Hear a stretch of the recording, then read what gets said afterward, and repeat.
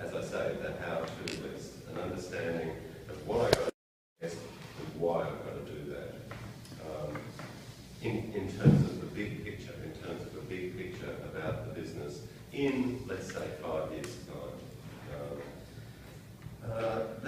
One note about potential competition, like there's swimwear in the room. There's certainly quite a lot of swimwear in the room, I'm hearing.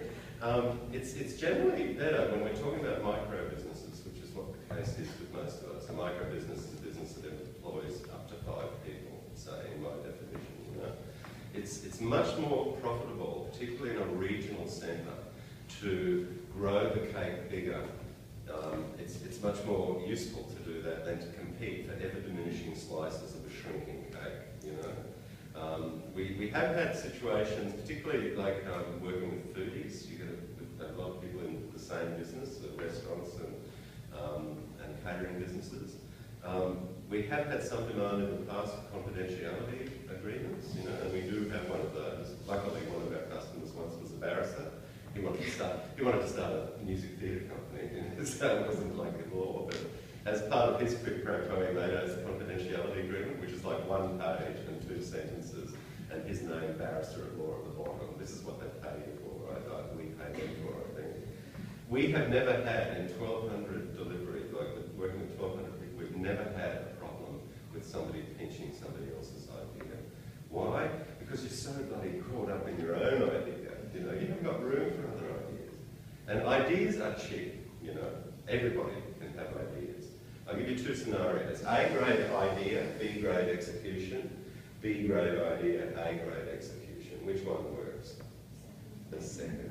It's all in the execution. Ideas are really cheap. In fact, I'd say ideas are worth nothing when it comes to business. What matters is the execution. It's getting that idea to a customer and getting some return, usually money, from the customer in return, you know.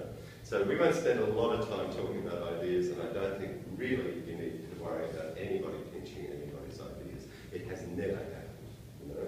It's really about the execution. But if you have a problem like that, either bring it up now, or if you're not going to bring it up like in front of everybody, bring it up with me in a break. Okay? There are lots of opportunities. I already just touched on that with Sarah, and we have a manufacturer in the room, and we have some good manufacturing experience.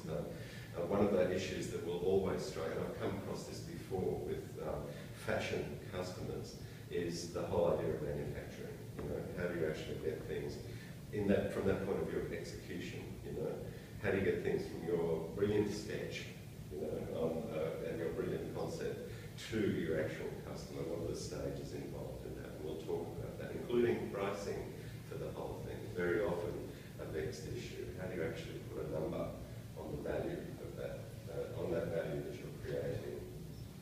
Interesting point from Craig, sell the business. I'll be interested, I'll know this is successful when I can sell the business.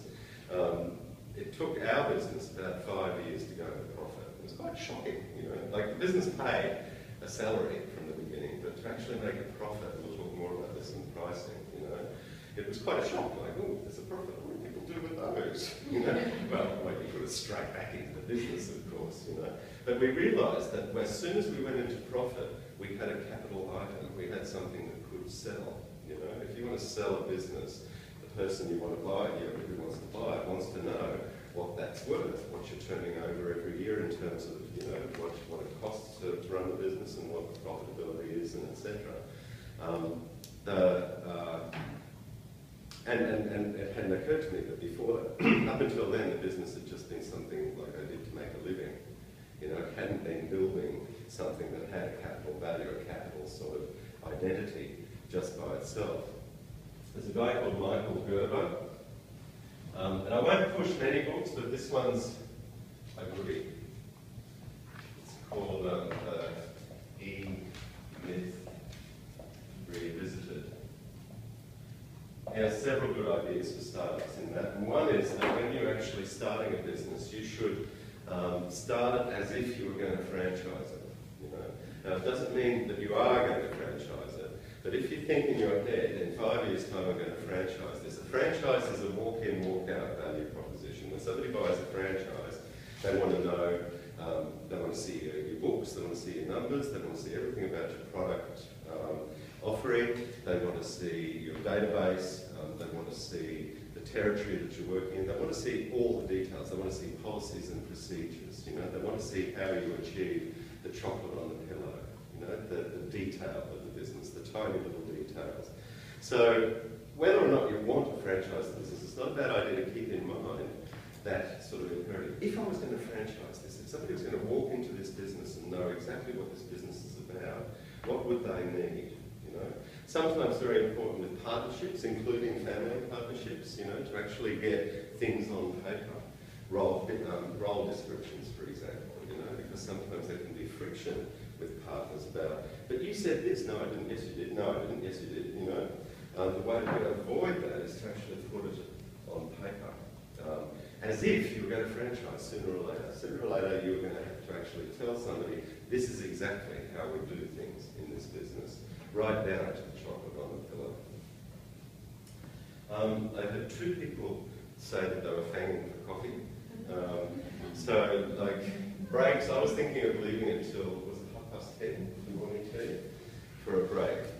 The coffee things, like, the thing is actually boiling up there. It's instant coffee, but it is coffee. So if you really need one, I'll give you permission at any stage. You can just get up and go and get one, okay? Thank you. And that's it, really. Anything else? It's a serious skill set, collection of skill sets in the room, I think, particularly those sort of individual ones. I'm really looking forward to making use of those somehow. I mentioned this already, and this is all by way of introductory remarks. It's going to become much more workshoppy once I get through this early part. But at the beginning, it's really important for us that everybody in the room understands what the learning contract is here, how we actually proceed, and what the point of our sort of method is. Because as I said, it's not the conventional I know, you don't sort of scenario. You know, I'm assuming you know heaps. I know you know heaps about your business that I will never know. You know, I can't teach you anything about your business. I can share a whole bunch of stuff about our experience of people in small business, and I can share a set of tools with you. But experience, not book learning, experience have told us are useful for small businesses, particularly from the point of view of what you said are your expectations, really practical steps, you know. But you need to take responsibility for that. You are in business. Do you know? You recognise the picture?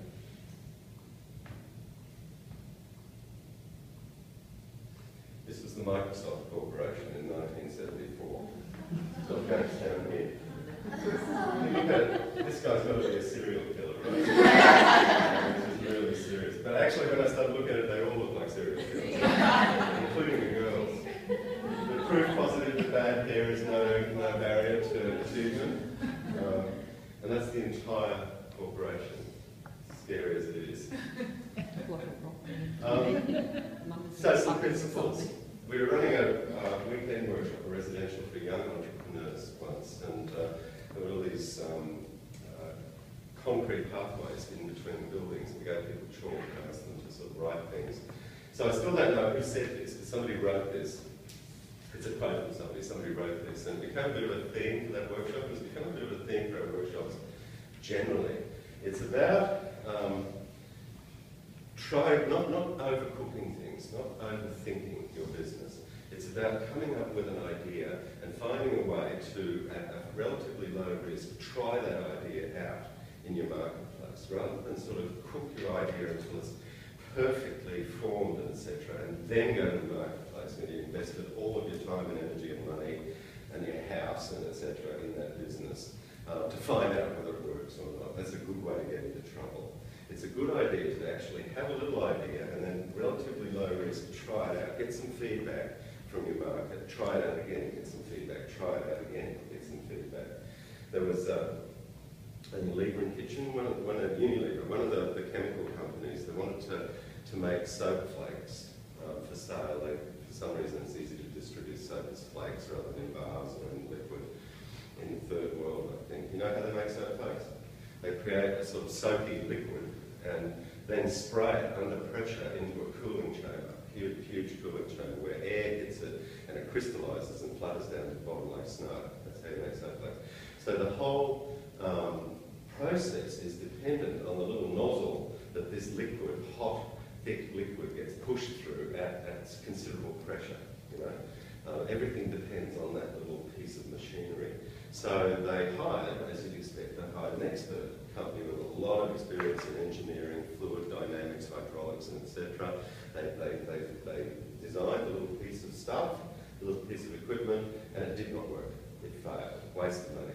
So they hired a second company, true story apparently, second company that had a very different methodology. This company saw the problem and they designed 10 different solutions to the problem and tried them out. And they found out that one of them worked better than the other 9. So they took that one and they did 10 versions of that, or another 9 versions of that. Tried those out, and one of those worked better than the other 9. They did it again. They did it 4 times, and they ended up with a piece of equipment that worked at a fraction of the cost of the first investment. So that's the sort of thing we're really encouraging you to do. When they formed at the end of the 19th century, when they formed the German army, like they were inventing Germany, right? They hired a consultant. They were looking for the sort of person that should be an officer in the German army, and the consultant, Count Otto or Zablon or somebody, was made a grid, and the grid went like this: smart, let's say to dumb, hard-working, to lazy. And you would think that the person that you actually want in your officer class is over here, smart and hard-working, but the Count disagreed. He said the person you want for an officer in the German army is smart and lazy. Why? Because the smart and lazy officer is constantly looking for the shortcut. They're constantly looking to delegate. They're constantly wanting to get the job done quicker so they can go and sit under a tree and have a beer. That's what we want you to be, smart and lazy. Lazy doesn't mean actually that you're not going to work hard. We do. We know that. If you're in business already, you know that you live with the thing, you know. But being smart and lazy is a mindset. How do we look for the shortcut? How do we look for, and you'll see this in a lot of the business literature, the 80-20 ratio. Okay, it's just one of these mystical business ratios that come out. 20% of your revenue, 80% of your revenue will come from 20% of your customers. 20% of your customers will give you 80% of the business. 20% of your staff will give you 80% of the grief. You know? We're really keen that you just look for a simple solution. Simplify. Think 80-20. We're interested in you being smart and lazy. Coming up with the shortcut, coming up with the quick way to get something done, coming up with the little nozzle sufficient to try different approaches, you know, to your market, get feedback, if it fails, learn from the failure, come back, get feedback, and etc. We've got to be ready to embrace failure. We've got to understand Michael Jordan. I've missed more than 9,000 shots in my career. I've lost almost 300 games. 26 times I've been trusted to take the game-winning shot and miss. I fail over and over and over again in my life, and that is why I succeed. You know? It's long haul stuff, success in business. That's that persistence thing. That's that commitment thing. We've got to be prepared, if we want to be successful in our business, to work our slots off and to be disappointed from time to time. These are opportunities to learn. Come back to that. So, try again, and fail better. We've got to understand that if we're going to advance, if we're going to learn, we're going to risk. And if we're going to risk, then occasionally we'll fall over. How did you learn to walk? How did you learn to ride a bike? You did it by getting on that bicycle and falling off every now and then. I defy anybody in the room to tell me they rode a bike without falling off. You know, you got back on the bike and you learned how to ride it again. It's absolutely critical. That mindset is absolutely critical, particularly when times get tough. Now these, I don't know if you've seen these statues. They're in Florence. Michelangelo died before he could actually finish the statue. Slightly larger than life-size male torsos, Some of them bits are actually finished and polished because he wanted to show the Pope or whoever was commissioning them what it would look like in the end. And I think they're among his most successful statues because they look like they're actually pushing against the stone. And Michelangelo famously suggested that he could see the form in the stone before he picked up his tools. He needed to know how to use the tools. You certainly need competencies. You need to, in fashion, you need to know drafting, you need to know fabrics, you need to know manufacture, you need to know a whole bunch of different things. You need your tools. But you also need insight. He actually claimed that he could see the form in the, he would supervise the quarrying of the blocks. For him, creativity was not a process, and I invite you to think like this for a minute, because often we think about creativity as like Lego bricks, you know, we build things from the component parts. And you can certainly look at it like that. But you can also look at it as something that's there, that was there all the time, and that we just didn't see, you know. But creativity can be seen as a process of cutting away the crap and revealing what was there all the time. That's often the experience of creative people. They're sort of, when the aha moment happens, it's like, why didn't you see that? That was there all the time. You know, the fact that people are going to wear green this season or whatever it is, was there all the time. I didn't see it. Sometimes the journey is not so much about like lockstep building blocks forward, so much as actually cutting the crap that prevent us from seeing what our success actually is. And it's a useful problem-solving strategy sometimes. What would it mean for you to assume that the solution to your issue, the solution to your problem, is and was there all the time? The issue was what you needed to get rid of for that to become obvious, you know? So sometimes it's about just sitting with something and letting the thing emerge, really just looking at it and letting the truth of the thing emerge rather than it actually feeling like it's a problem, like it's a mechanical sort of problem.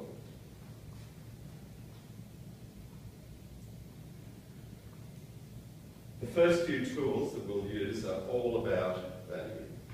This happens sometimes when, with creatives, you know, when people have a problem. It won't be so much a problem in this room, but sometimes with fine artists, with painters or whatever, that people will have a problem with commercialisation and words like competition, which will come up later on. I think, and sometimes with not-for-profits too, you know, a women's health service or whatever that we work with in strategic planning.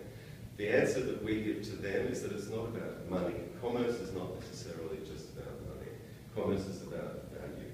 So we'll spend a lot of time thinking and discussing value. Certainly right at the beginning, you'll use a tool that encourages you to write a two-sentence value proposition.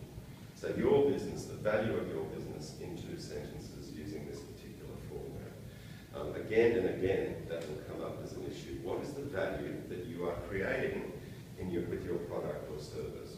And how is that value defined for a customer? What is the value the customer sees in your thing? You know? And sometimes that's more than just covering the body. You know? In fact, usually it's more than, in fashion, it's more than just covering your body and keeping your body warm or whatever it is. You know? It's other things. The value the customer sees in your product will be other things beyond just covering bodies.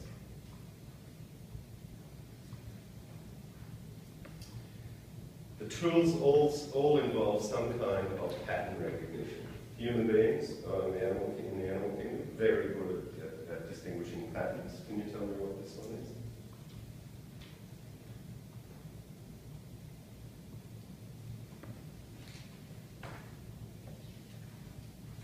Just observe the process now, though. Nobody's jumping up, so nobody's got it. Okay? I'm going to suggest some key words that might help you see the pattern. Observe the process too. Right? You're feeling, you're seeing this, and you're experiencing something or other. It might be a hand stuff like this. It might be, you know, perhaps it could be Morse code. It might be you're trying out different options or whatever. Then in a moment you're going to see it, and after that you won't be able to unsee it. You won't be able to come back to what you're seeing right now. This one's a bit sort of age reference too, and also cultural. Like in Europe, they just didn't get this because they don't watch TV cartoons in Europe. Here we watch TV cartoons like South Park, like The Simpsons. Aha! So, South Park, 4 little guys, one who's fat. Yeah. Marge his hair in The Simpsons. Yeah. Family Guy, Eco Guy, etc. Anyone? And the dog. And the dog. Does anybody not see it? It's because you don't watch the cartoons, right? It's sort of, I'm going to get a better example that everybody knows, because sometimes, unless you see South Park, no South Park and The Simpsons, it doesn't make sense. But the tools will work like this. The tools almost always involve generating some data, generating some stuff, and then looking for the patterns in that stuff. Sufficient to be able to have conversations with people about what we're seeing. It's more like proportion to me. That's what I see. Proportion. Yeah, just balances of shapes and sizes. I thought when I first saw it, I thought it was like rainfall gauge or something. Most business planning goes like this, and planning is absolutely critical. I'm hearing in your introductions a lot of, suck and see planning, which is absolutely valid and really important from the point of view of that feedback loop. Try, get feedback, try, fail, learn, try, fail, learn, and etc. And in fact, most high-end successful entrepreneurs, Lindsay Foxes and Richard Branson types, will be very suspicious about people with MBAs and formal business education because you spend all your time in a school. I've spent my time over here selling lemonade. This is what I value, the University of Hard Knocks, the University of Life, all of that. This is what successful people will say. Although they will actually hire people with business training as their business grows because it becomes more complex. But at the beginning, where most of us are now, it's not rocket science, really. And a business plan is something that we need. I don't think we need, at the beginning, 40 to 60 pages of A4 that capture where the business is at and then almost immediately starts to go out of date. Has anybody done one of those, like done a knee scheme or whatever? Yeah. And that document spends most of its time. Sitting on the shelf, Yeah. So we're working on a one-page plan here. The output from this workshop is something that you can blow up to A3, put on the wall of your workplace and look at all the time. So for us, planning is a verb, it's not a noun. It's something that we take into every decision that we make in our business.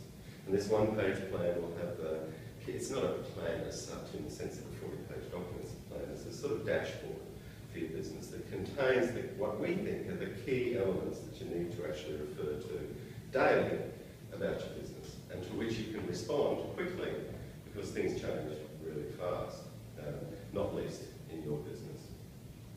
So, most business planning starts with a situation analysis, like where are we at right now, what are our resources, what's our stock, what's our capacity, what are our aspirations and dreams, where are our investments, what's our capital, that sort of thing, and that's a good place to start. In fact, that's where we start.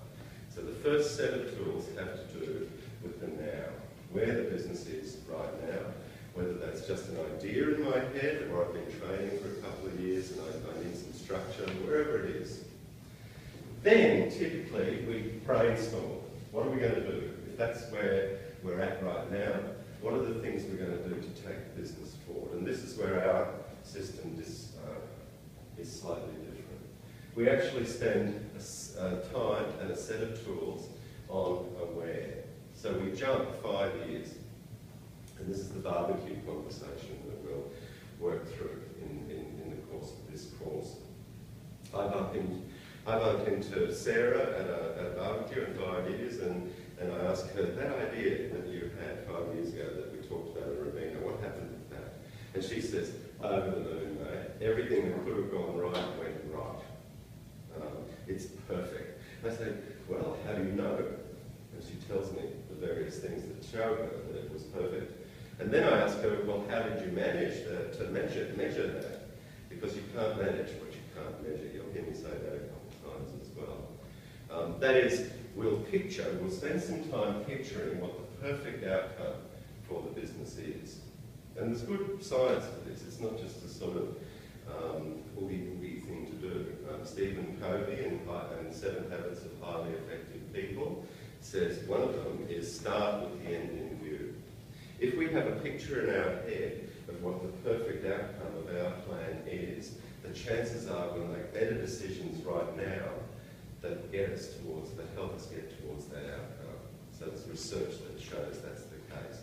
So we'll spend time on the situation where we are right now, then we'll jump 5 years ahead to the perfect outcome, understanding that nothing is ever perfect. Well, not in my life, maybe yours.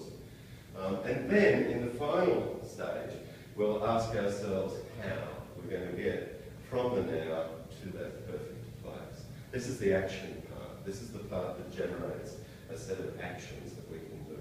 And because we know where we're at now and where we're moving, the actions that we actually come up with will be really clearly pointed strategically towards that sort of outcome. That's the idea.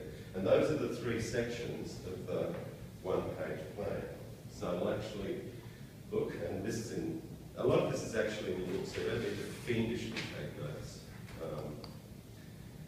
The one-page plan is in 4 parts, so I'll come to the 4th in a second. 1 box for the now, 1 box for the where, and 1 big box down the bottom for the how. That's the logic of this course.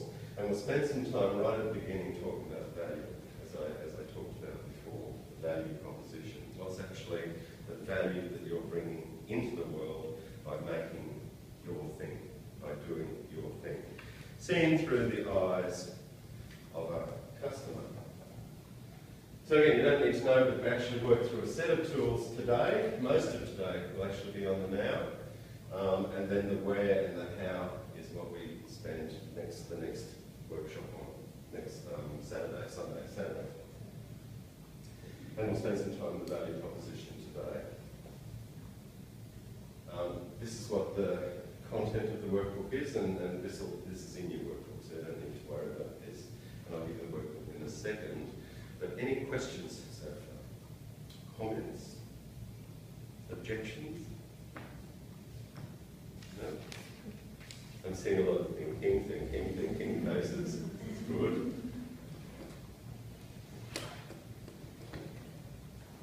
So, here's a workbook. And I have to say, these are the first off the press, so there are actually some typos in here. Please forgive us for those, but it works just the same.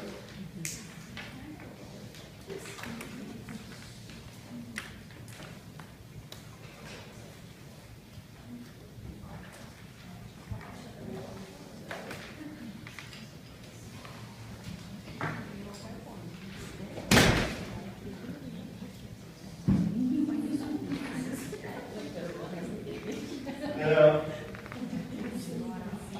there's an unintentional side effect of the design of these books because they're so pretty.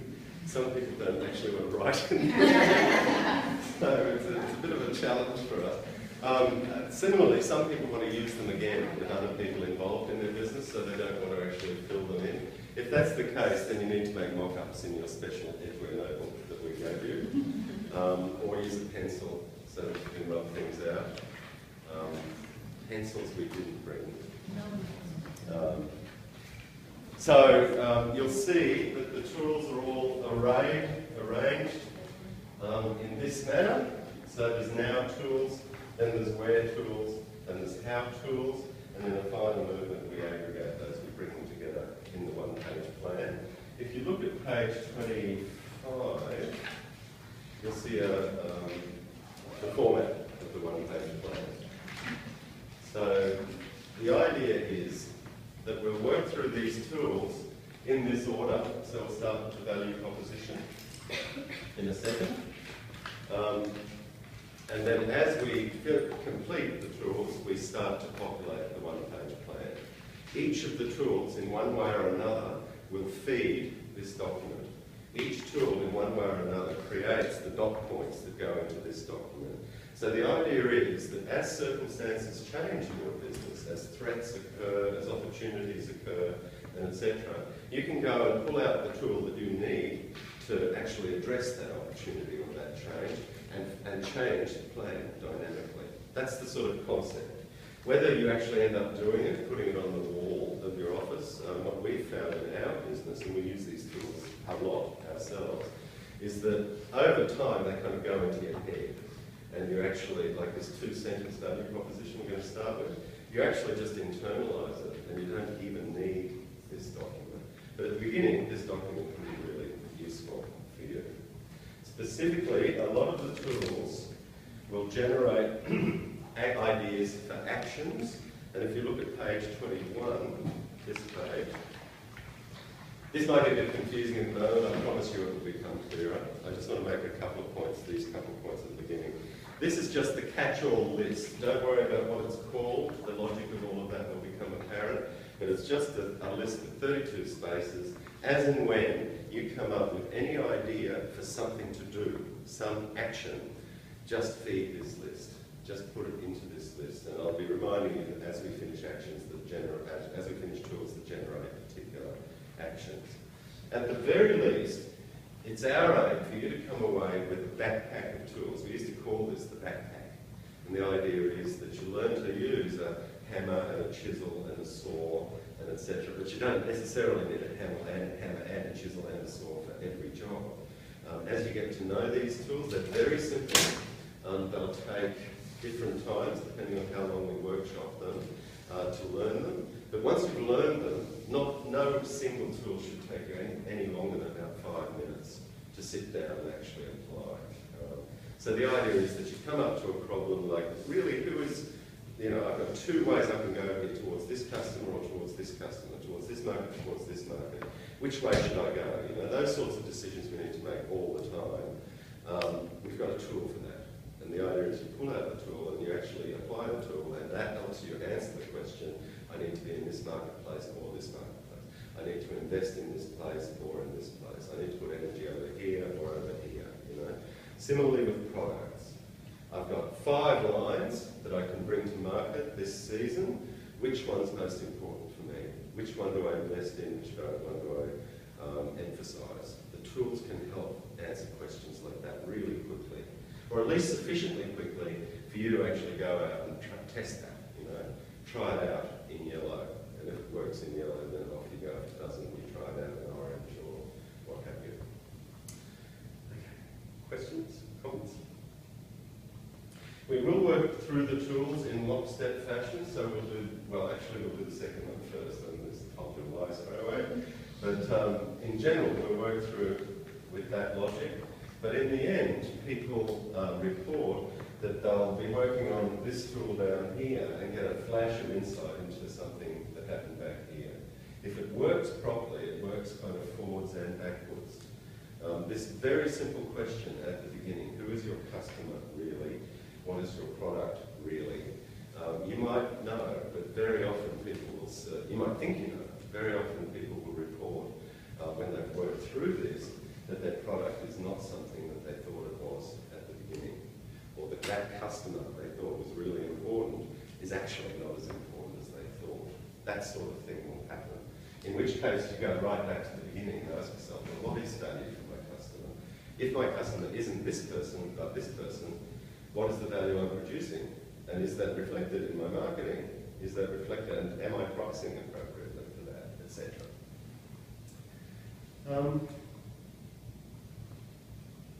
20 past 10, I think, rather than actually dive into the tools, we'll just draw a little line under that. That's Michael raving at us at time, and after this will become much more tools and workshops and etc. I think there's morning tea outside with coffee for the coffee heads. And can we say 15 minutes, so we start again at 25 to? Yeah.